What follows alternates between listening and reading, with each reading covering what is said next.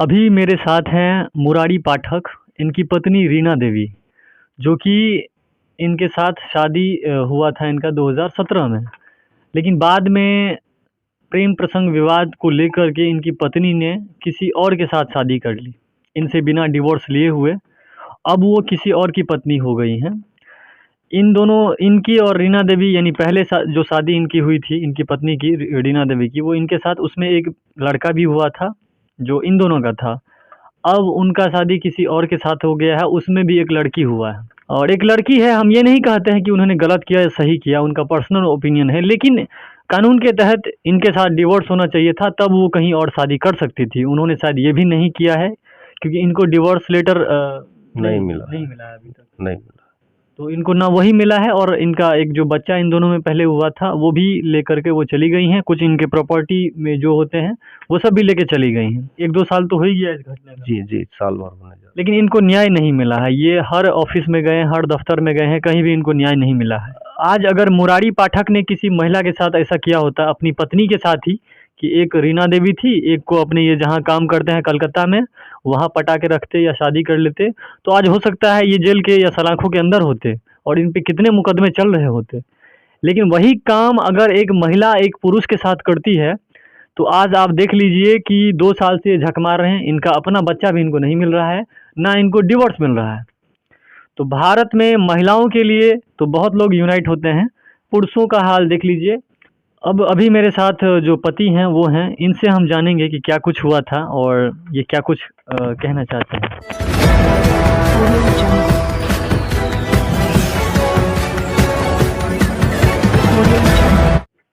देखिए, सबसे पहले आप लोग सभी को नमस्कार करते हैं।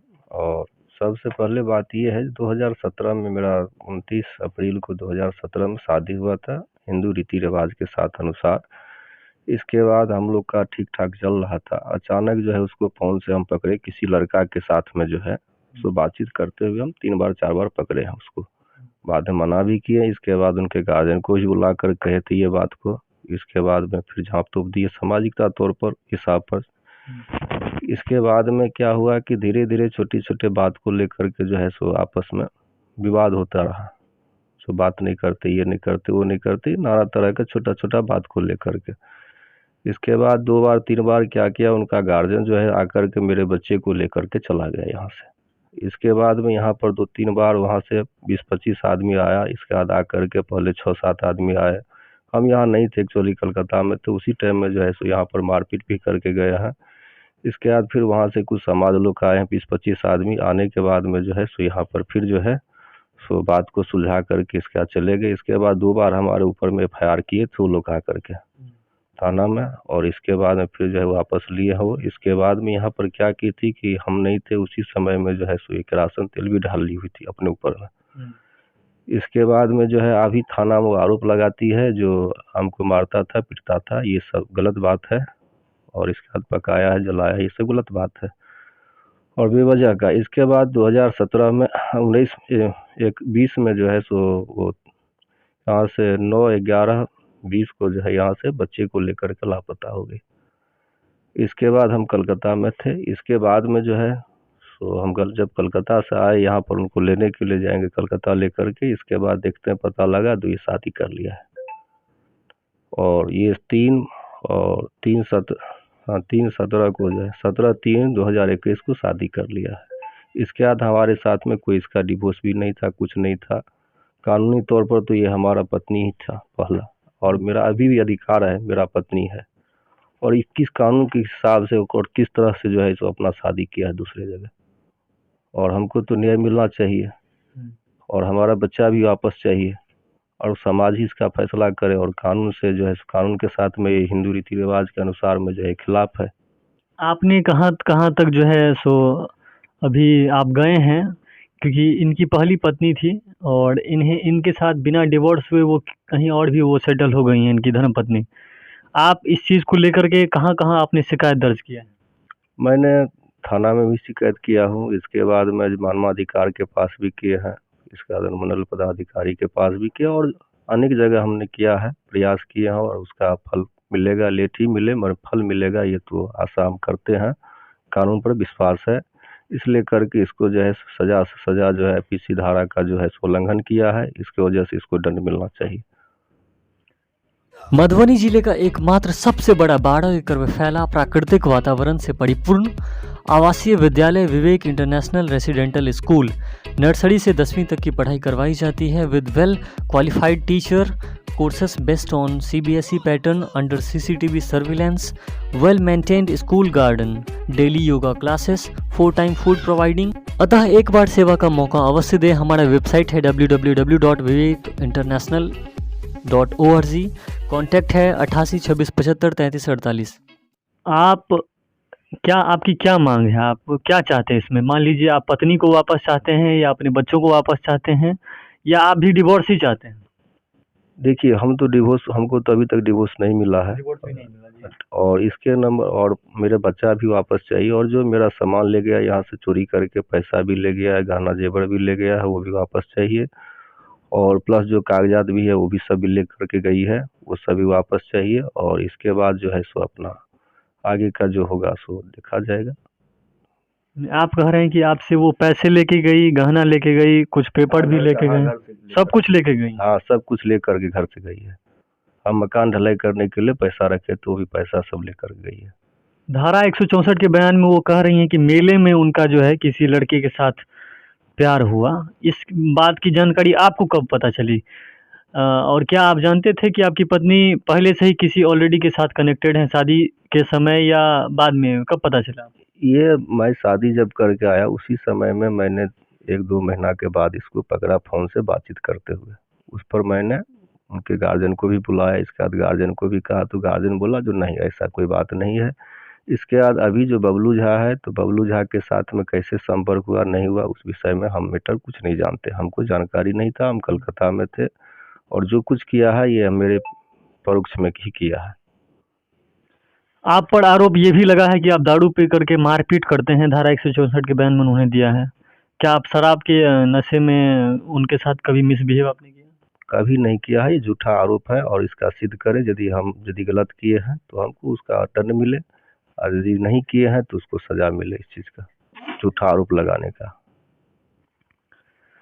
तो देख लीजिए, ये साफ कह रहे हैं कि हमें बस न्याय चाहिए। इनको अगर इन्होंने गलती किया है तो इनको सज़ा मिलना है, अगर इनकी पत्नी ने गलती किया है तो उनको मिलना है।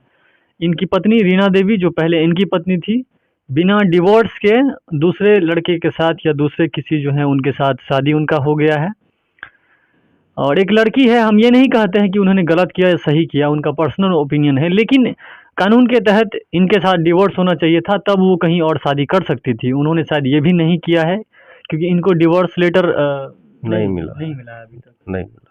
तो इनको ना वही मिला है, और इनका एक जो बच्चा इन दोनों में पहले हुआ था वो भी लेकर के वो चली गई हैं। कुछ इनके प्रॉपर्टी में जो होते हैं वो सब भी लेके चली गई हैं। और ये मान लीजिए 1-2 साल तो हो ही गया इस घटना का। जी, साल भर होने जा रहा। लेकिन इनको न्याय नहीं मिला है। ये हर ऑफिस में गए हैं, हर दफ्तर में गए हैं, कहीं भी इनको न्याय नहीं मिला है। मैं मानता हूँ कि भारत में थोड़ा कानून देर से परिणाम देता है, लेकिन सही परिणाम देता है।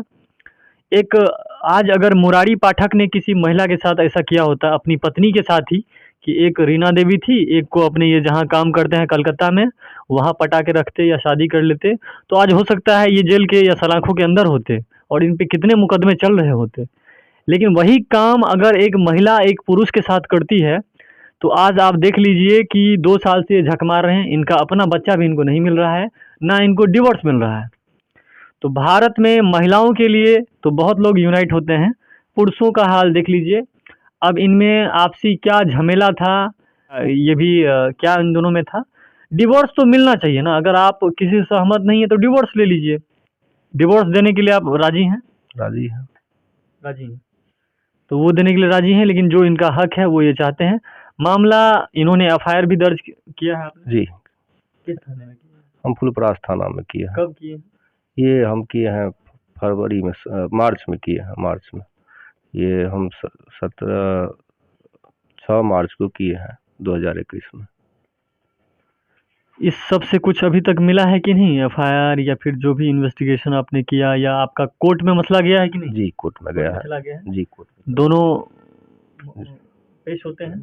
दोनों अभी तक तो दोनों साइड का पेश हुए हैं। एक बार जो है सो अभी हमारे पास में ये भी आया है, नोटिस भी आया है अपना पक्ष रखने के लिए आया। तो चलिए आगे इसमें आप लोग बने रहिए। अब जो इसमें दोषी हैं उन पर हम चाहते हैं कि उचित से उचित कार्रवाई हो, और जो निर्दोष है उसे फंसाना भी नहीं है, लेकिन जो दोषी है उस पर तो कार्रवाई होना चाहिए। और जो है सो हमारा साला सुजीत ठाकुर कलकत्ता रहते थे तो गाली गलौज भी करता था, उसका माँ भी गाली गलौज करता था फोन पर, लड़की भी करती थी, मेरी पत्नी भी करती थी, ये सब फोन पर होता रहता था। और हम यहाँ नहीं रहते थे तो हमारे गार्जियन के वहाँ भी फोन करके इसका गाली गलौज हमेशा करता था बराबर सुजीत ठाकुर। तो 25-30 आदमी को ये समस्तीपुर से बुला करके यहाँ पर जो है सो भी मार देंगे वाला काम सब करके गया है। यानी जान से मारने की धमकी भी मिलती? हाँ, ये भी धमकी मिलता था। किसके द्वारा? उस साला के द्वारा। फिलहाल अब ये धमकी सब बंद है? अभी बंद है। चलिए मसला कोर्ट में चला गया है, उम्मीद करते हैं कि बहुत जल्द इनको न्याय मिले, और जब इनको न्याय मिलेगा तो फिर से ये मधुबनी टीवी पर आएंगे। और जो भी इस प्रकार के बेबस पति हैं, क्योंकि सिर्फ इनके साथ नहीं हुआ है, आज भारत में कितने ऐसे पति हैं जिनके साथ इस तरह का घटना हो जाता है कि उनकी पत्नी किसी और के साथ प्रेम संबंध में रहती है। फ्लैश ऑन करो तो और फ्लैश। तो इस वीडियो को इतना शेयर कीजिए कि ये वीडियो जितने भी आला अधिकारी हैं मधुबनी के उन सभी तक पहुँचे। मधुबनी में अपराध अपने चरम पर है, यहाँ पर हर तरफ देख लीजिए उल्टे सीधे काम किए जा रहे हैं, और जो ईमानदार लोग हैं या शांत स्वभाव के लोग हैं वो सब दबाव में जा रहे हैं।